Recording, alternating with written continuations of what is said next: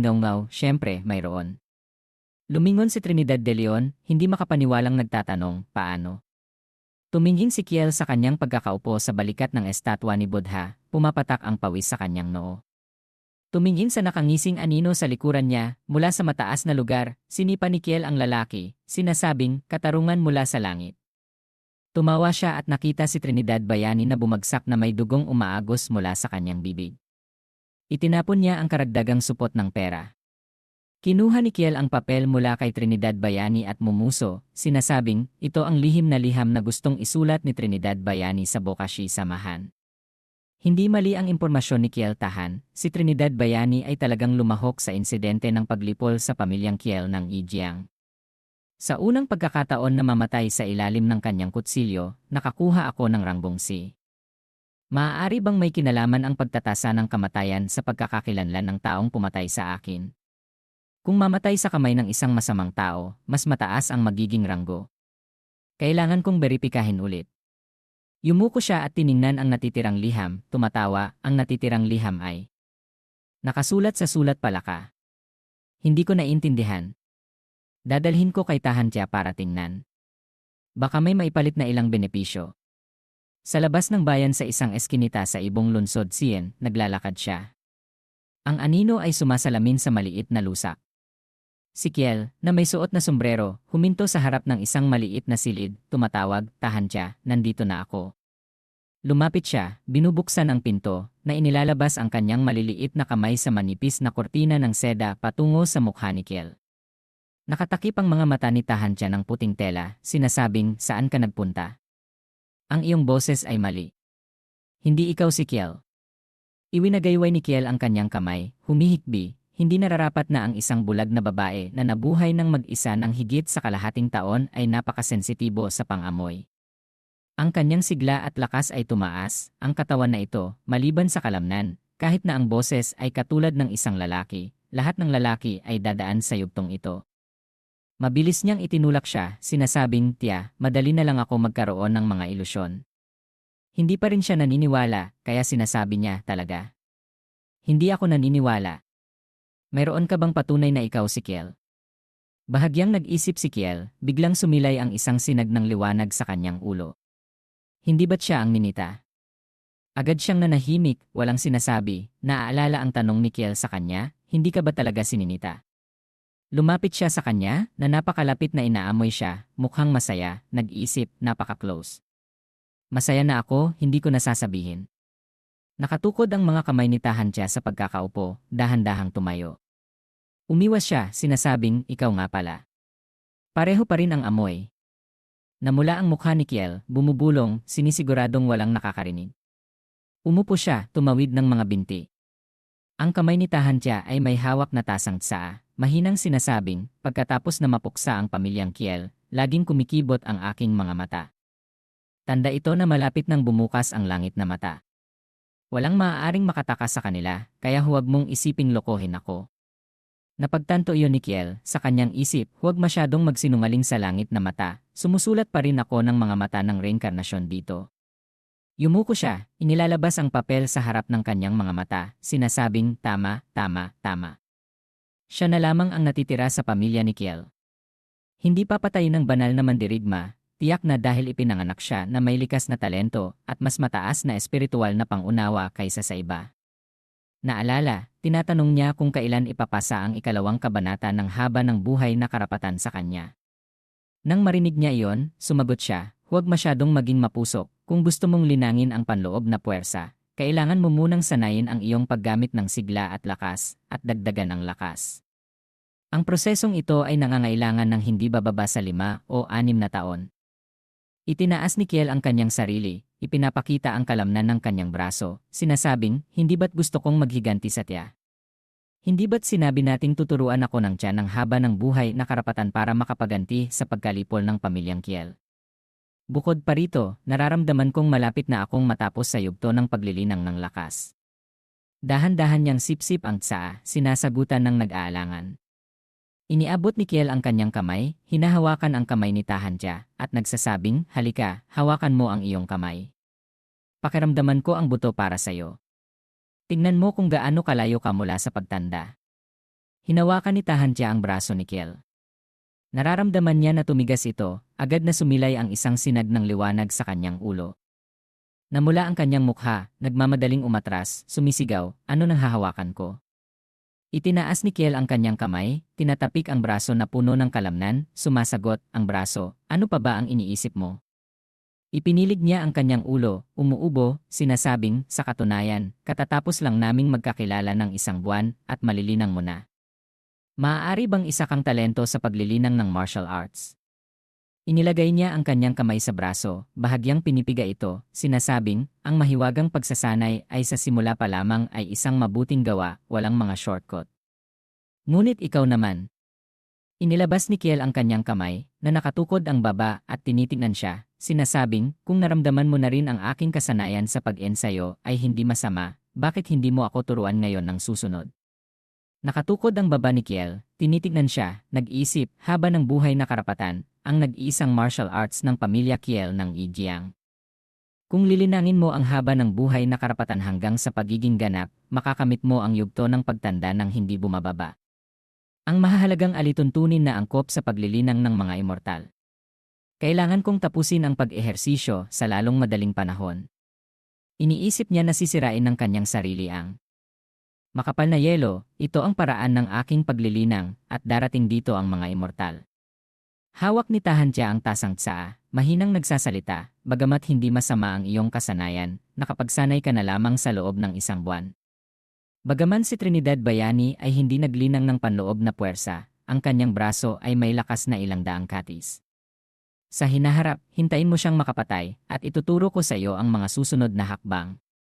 Namumulaklak ang mukha ni Kiel, dumudugo ang sulok ng kanyang bibig, sumasagot, hindi na kailangan sa hinaharap, tapos ko na. Napatay ko na si Trinidad Bayani. Nagulat siya, kaya't nahulog ang tsaa sa tasa. Sumigaw siya, paano nangyari? Kinamot ni Kiel ang kanyang ulo, nakasandal sa upuan, kumikindat, sinasabing, hindi lamang napatay, natagpuan ko rin sa kanyang katawan ang lihim na liham. Sa kasamaang palad, hindi ko naiintindihan ang palaka na sulat sa lihim na liham. Naalala ni Tahantia na madali niyang mapapatay ang ilan sa kanila, hindi maiwasang magulat, ang sulat ng palaka sa lihim na liham ay isang uri ng lihim na liham ng bokashi sa mahanapan loob na pagpapalitan. Tila talaga ngang napatay mo si Trinidad Bayani.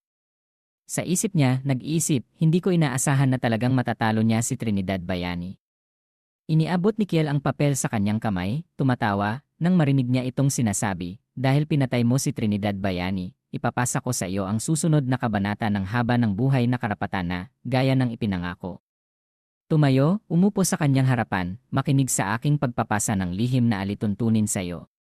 Sa kawalan ng katotohanan, ang gusali ay tumutunog ng pagbigkas ng alituntunin.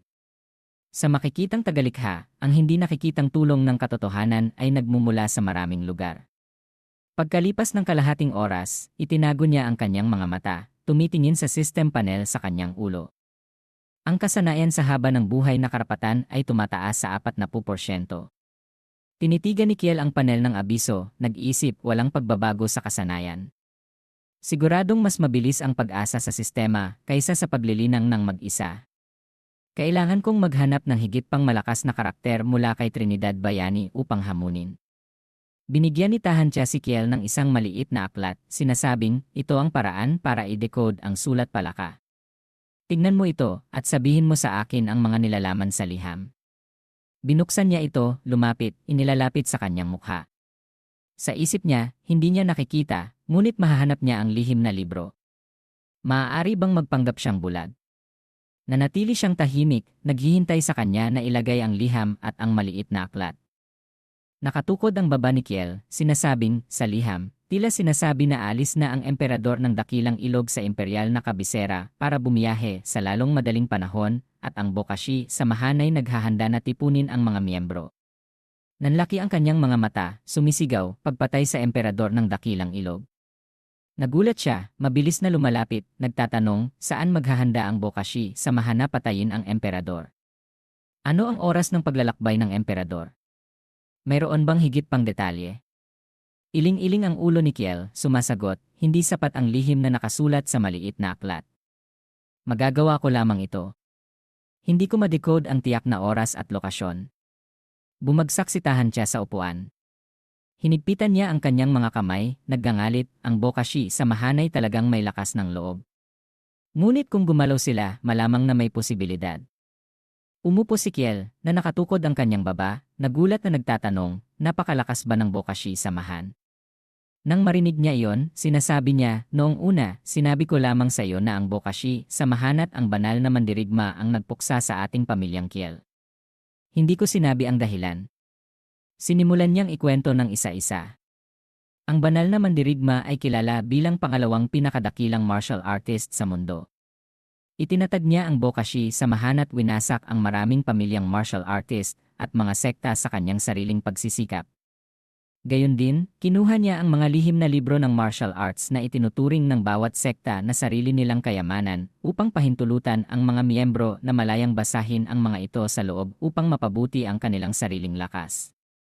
Naaalala niya ang nawasak na eksena ng kanyang tahanan, nagsasabing, ang haba ng buhay na karapatang aming pamilyang Kiel ay isang pambihirang martial art na itinuro ng mga tagapagtatag ng unang henerasyon na nakatira sa kabundukan. Sa huli, hindi pa rin nakataka sa kanilang kamay. Higpitan niya ang kanyang kamay, nanginginig, sinasabing, ipinasa ko sa iyo ang haba ng buhay na karapatan, hindi umaasa na mapupuksa mo ang banal na mandirigma, ngunit inaasahan na kapag natapos mo ang kasanayan, mapuputol mo ang mga pakpak nito. Nanginginig ang buong katawan ni Tahansya, naggangalit, para mapatay ko mismo ang banal na mandirigma. Tahimik. Siyang tinitingnan, hindi alam kung paano aliwin. Tumukod ang ulo ni Kiel, tumatawa, sinasabing, mayroon akong naisip. Maaaring subukan kong pumasok sa panloob na bahagi ng Bokashi samahan.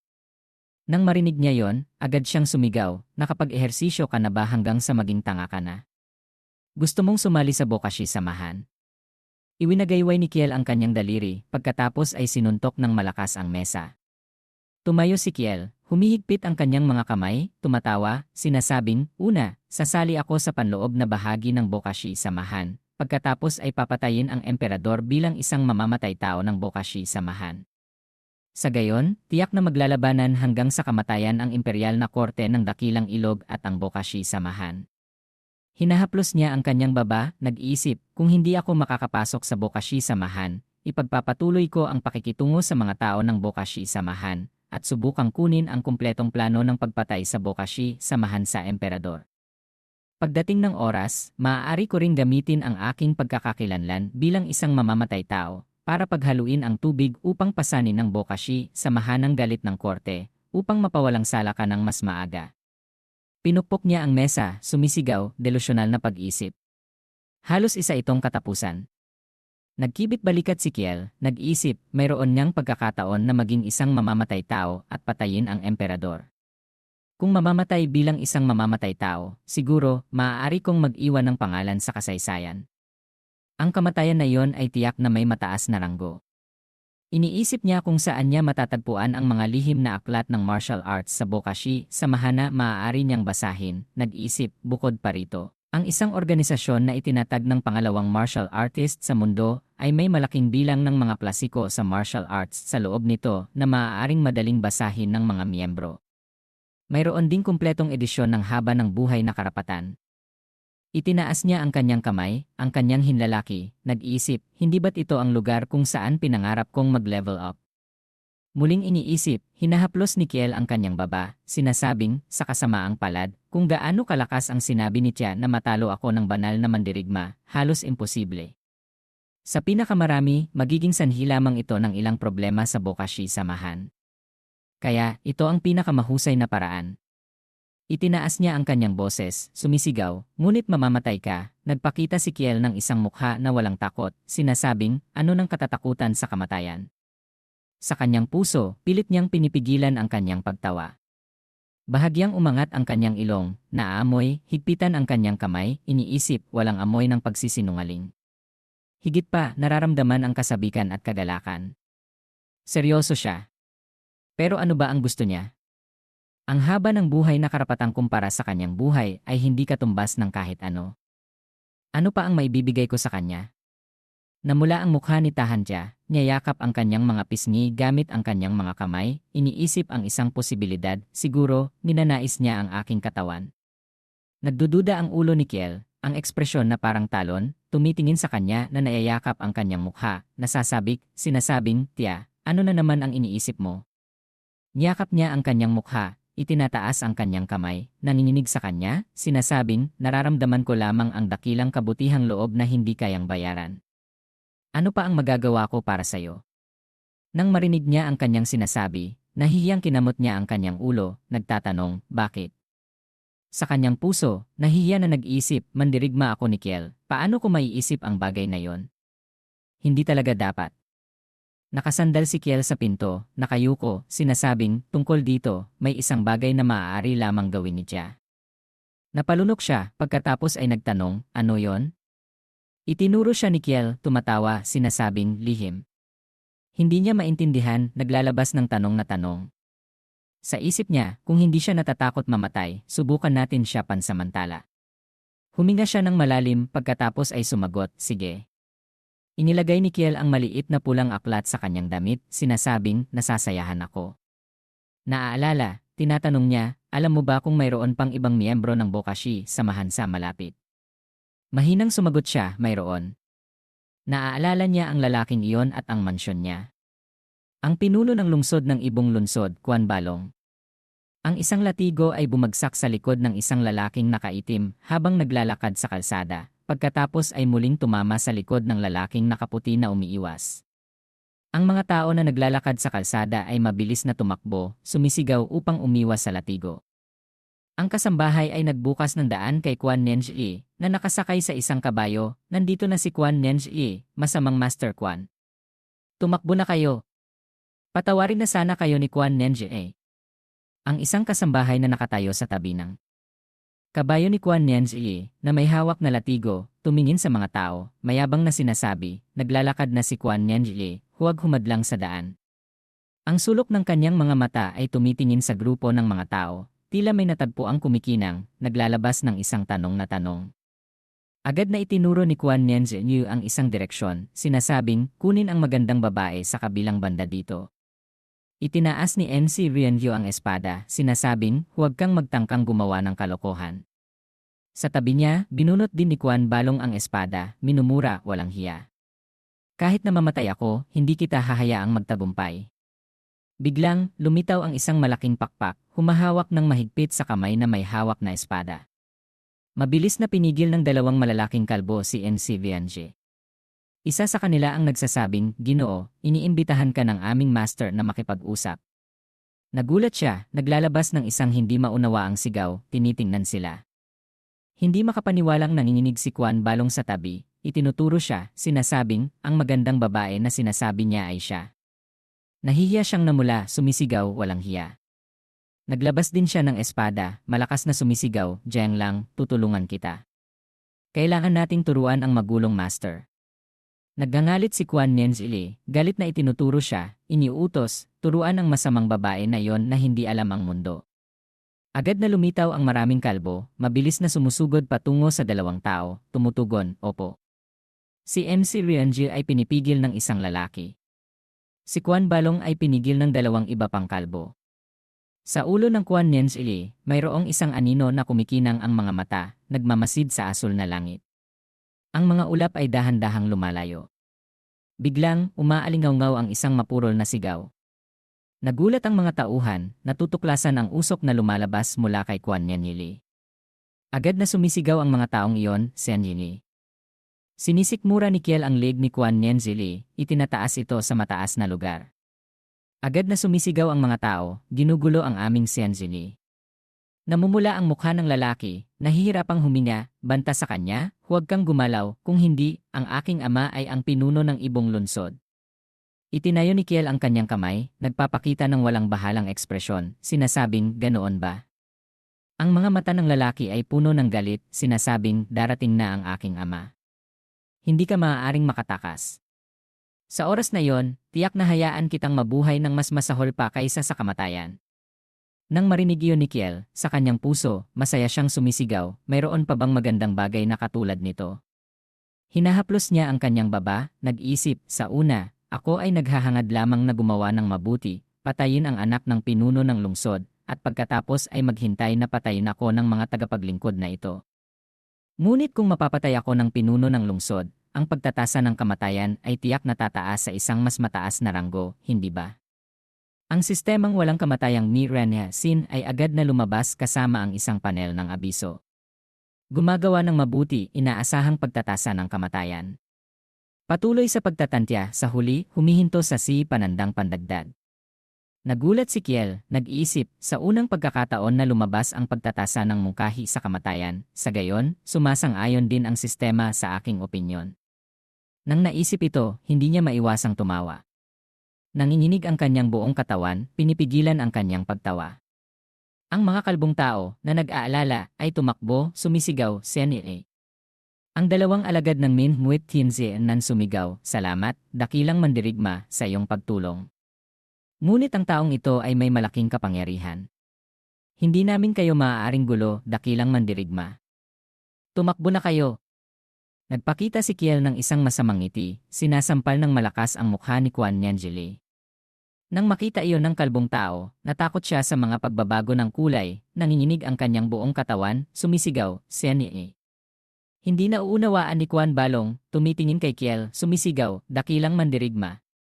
Umiti si Kiel, itinataas ang kanyang kamay patungo sa mga tao na darating, nagbabanta, lahat, tumahimik kayo. Kung hindi, papatayin ko siya. Namumula, nangakong nagmamakaawa si Kuan Nianjili, magandang tao, lahat ng nasa lungsod na ito ay pag-aari ng aking pamilya. Kung ano ang gusto mo, sabihin mo lang sa akin. Bibigyan kita, sana huwag mo akong patayin. Hindi alam kung ano ang sasabihin, tumitingin sa kanya. Nanginginig si Kuan Nianjili, ang kanyang ulo ay puno ng mga marka ng tanong, tumitingin kay Kiel. Nagningning ang mga mata ni Kiel, binibigyan ang lalaki ng dagdag na sampal, sumisigaw, huwag sumuko. Tawagin mo ang iyong ama dito. Ang mga kabayo na tumatapak sa lupa, kaya't ang alikabok ay pumaitaas at lumabo. Nagulat si Kiel, tinitingnan ang lalaking nakapula sa kabayo na dumating. Ang dalawang pisngi ni Kuan Nianjili na namamaga na parang ulo ng baboy, sumisigaw, ama. Tiningnan niya ang lalaking iyon. Nag-iisip siya si Kuan Balong. Tila napakalakas niya. Binuka niya ang kanyang bibig, sumisigaw, tumahimik ka. Agad na lumingon si Kiel, tinitingnan siya, nag-iisip, Kuan Balong ay may matataas na martial arts. Isang sigaw lamang ang maaaring magdulot ng malaking pressure. Madilim ang mukha ni Kuan Balong, nag-iisip sa kanyang isip, ang lalaking ito ay hindi pa nagsanay ng panloob na puwersa. Isa lamang siyang martial artist sa yugto ng paglilinang. Ngunit maaaring madaling buhatin ang isang tao, ang lakas ng kanyang braso ay nakahihigit. Mula sa kanyang katawan, lumalabas ang isang pulang liwanag, tumatapak sa isang paghinga. Ang pulang sigla mula sa kanyang katawan na nagpapaluhod sa nakapaligid na lalaki. Nagningning ang mga mata ni Kiel, tumitingin kay Kuan Balong. Nanginginig ang kanyang buong katawan, nararamdaman ang pulang liwanag mula sa kanyang katawan patungo sa kanya, nag-isip, bakit may pakiramdam na pinipigilan ako ng isang bato? Napakahirap. Pumapatak ang pawis sa kanyang noo, kumunot ang kanyang mga mata, sumisigaw, huminto ka. Ang liwanag mula sa katawan ni Kuan Balong ay dahan-dahang nawala at naglalaho. Kinagat niya ang kanyang labi, nag-iisip, makakapagsalita pa rin siya. Ang ordinaryong martial artist ay pinipigilan ng panloob na puwersa na hindi nangangahas na magsalita. Ang kanyang tapang ay hindi masama. Ipinagsama niya ang kanyang mga kamay, yumuyuko, nagmamahal na sinasabing, huwag kang magalit, kaibigan. Ano man ang mangyari, umupo at mag-usap. Totoong hindi alam ni Kuan kung paano turuan ang kanyang anak. Sana mapalaya mo muna ang aking anak, lilinangin ko ang aking anak ng mas mahigpit sa hinaharap. Hindi agad nakapagsalita ang dalawa at nagtinginan, bumubulong, sinasabing, naiintindihan pala niya ang ating pinanggalingan. Kaya, pananakot na ba ito? Bumuntong hininga siya, sinasabing tama. Ang ibong lungsod na ito ay ang teritoryo ni Kuan Balong. Wala tayong magagawa sa kanya. Ipinagsama ng dalawa ang kanilang mga kamay, yumuyuko, sabay na sumasagot, pinuno ng lungsod, huwag kang mag-alala. Sa totoo lang, ang dalawang mag-asawa ay baguhan pa lamang sa ibong lungsod at medyo makulit pa rin. Isang lalaking nakatago sa likod ng pinto ang palihim na tumitingin, nagtatanong sa kanyang kasama, kung gayon, ano na ang nangyari sa iyo na sinaktan ng Kuan Nianjili? Bumuntong hininga ang taong katabi niya, sumasagot, hindi naman ito bago. Mas mabuting bawasan na lang ang problema. Tinitignan ng grupo ng mga tao ang tanawin sa labas, sumisigaw, hahayaan lang ba natin? Hindi maliwanag ang mukha ni Kiel, malakas na sumisigaw, Kuan Balong. Ang kanyang mukha ay puno ng galit, kinakabahan, naririnig siyang nagsasabi, hindi mo ba nararamdaman na ang pagbabayad lamang ng kaunting pera at pagyukod para humingi ng tawad ay hahayaan ang lahat na lumipas? Napakaraming kaalaman mo sa bagay na ito. Sa normal, marami ka nang natatakpan para sa masamang anak mo, hindi ba? Tinitingnan ng grupo si Kiel, malakas na sinasabing, ngunit hindi ito ang unang pagkakataon na sinaktan ng anak mo ang mga taong nagbubukas ng daan. Hindi rin ito ang unang pagkakataon na nag-agaw siya ng mga tao sa daan. Ang mga taong kanyang sinaktan ay naparalisa at pinatay. Ano nang ibabayad mo sa kanila? Seryoso ang kanyang mukha, humihigpit ang kanyang kamay na humahawak sa liig ni Kuan Nianzili, sinasabing, nakikita kong dapat mong gamitin ang kanyang buhay upang magbayad. Madilim ang kanyang mukha, tinitignan siya, nag-iisip, hindi kayang matalo at hindi pabor ang batang ito. Nakakahirap talaga. Itinaas niya ang kanyang dalawang kamay, sinasabing, huwag kang mag-alala, kaibigan. Sabihin mo sa akin ng direkta kung paano ko mapapalaya ang anak ko. Yumuko siya, tumatawa, sumasagot, kung gusto mo akong palayain siya, napakasimple lang. Itinuro niya ang kanyang mukha, tumatawa, sinasabing, maliban na lang kung patay na ako. Isang kamay na nakahawak sa leeg ni Kuan Nianzili na nakatayong tahimik sa gitna ng daan.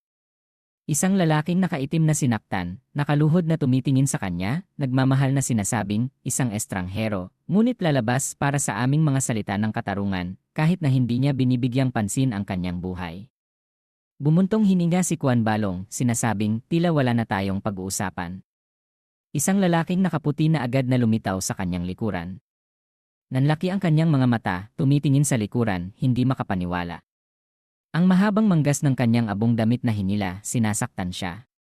Agad na nakataka si Kuan Nianzili, bumabagsak sa lupa, naglalabas ng sigaw. Si Logi ay tumatawid ng mga kamay, dinidiin si Kiel. Naggangalit ang kanyang mga ngipin, sa kanyang puso, masaya siyang namumulaklak, tinitingnan ang system panel, gumagawa ng mabuti, ang inaasahang ranggo ng kamatayan ay tumataas. Ngayong matatag na, ang unang pagkakataon sa buhay ko na makakuha ng mataas na pagtatasa ng kamatayan. Lumapit si Kuan Balong sa kanya, nagtanong, ano ang iyong pangalan?